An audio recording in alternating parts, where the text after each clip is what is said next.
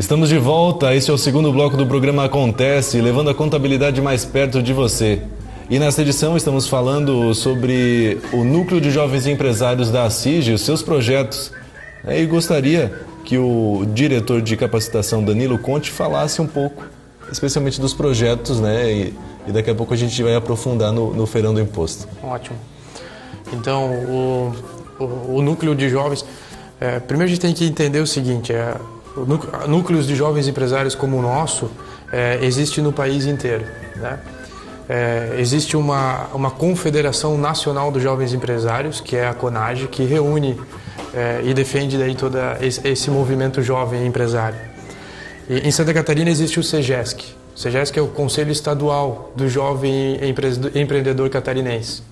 E debaixo do SEGESC existem os núcleos de jovens empresários, assim como o nosso aqui, né? Então, em Santa Catarina, somos mais de 1.000 jovens empresários, divididos em mais de 50 núcleos, espalhados, evidentemente, por mais de 50 municípios, né? E o Núcleo de Jovens Empresários, ele sempre se destacou bastante em função dos projetos. E a gente tem vários projetos, então, talvez o que tenha maior sucesso a nível nacional hoje sejam dois, que é a Expogestão, que foi criado há 10, 11 anos atrás, e o próprio Feirão do Imposto, que a gente vai abordar, né?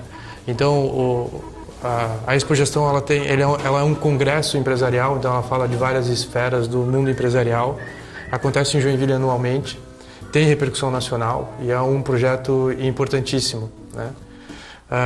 Esses são os mais difundidos. E mais uma vez, né, como o Núcleo de Jovens Empresários tem um público diferenciado hoje, a gente criou um programa chamado Consultor Amigo. Então, o que acontece? A maioria das empresas que estão ali no núcleo hoje, elas têm a necessidade de consultoria. E às vezes a consultoria ela é algo básico do dia a dia, né? E por que não a gente prestar a consultoria para os amigos que participam do núcleo ali conosco de forma gratuita, entre aspas, porque na verdade o pagamento por essa consultoria é que esse mesmo grupo vá até a minha empresa e preste a mesma consultoria. Então a gente denominou isso de consultor amigo. Ele acontece 2 vezes ao ano. A gente forma grupos de 4 pessoas e essas pessoas fazem um ciclo. Aí iriam na minha empresa, por exemplo, eu apresentaria para eles o modelo de negócio da minha empresa, para que eles entendam o que eu vendo. E depois eu apontaria para eles, a minha dificuldade, que a gente chama de desafios de negócio, são essas aqui. Eu queria entender como é que vocês resolvem isso dentro do negócio de vocês. Às vezes, e na grande maioria dos casos, isso gera muitos insights. Não que eles vão dar a solução ou o remédio para aquele problema específico, mas aquele brainstorm que você faz numa manhã resolve problemas, às vezes, que podem se transformar numa bola de neve e às vezes você não tem a criatividade para tentar resolvê-los.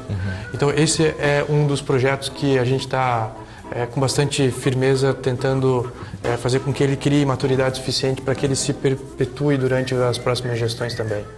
Essa questão do projeto do Feirão do Imposto, ele acaba englobando a comunidade de uma forma geral, né?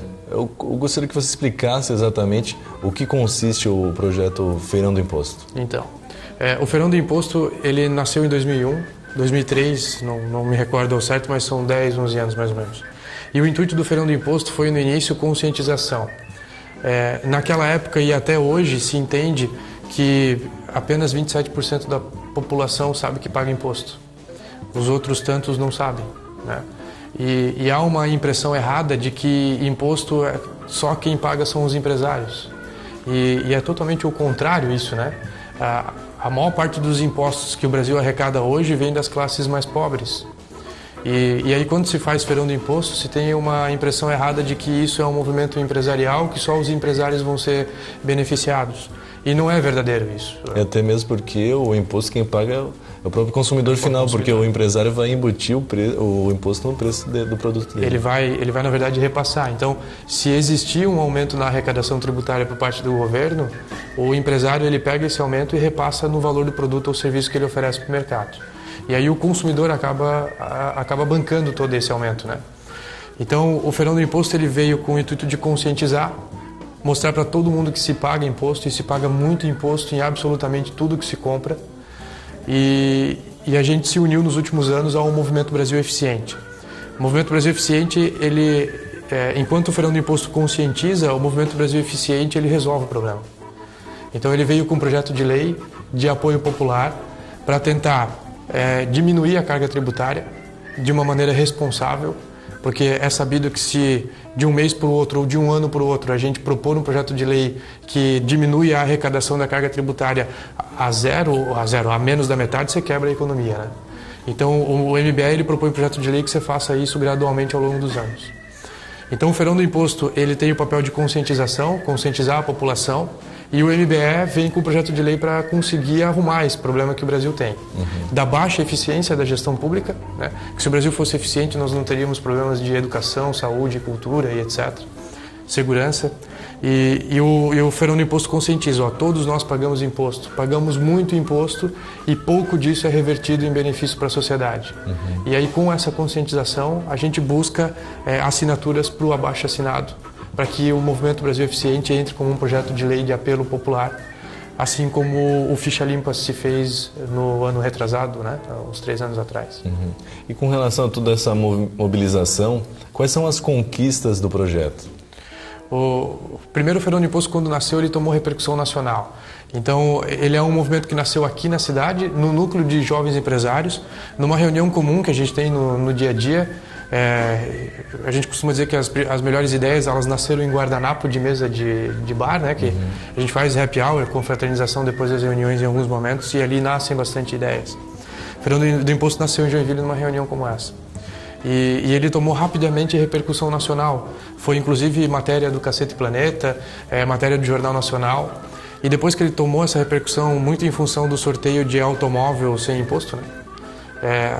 Todas as cidades do estado de Santa Catarina começaram a fazer o Fernando Imposto anualmente em setembro. E boa parte das cidades do país inteiro agora se faz isso. Então essa foi uma conquista.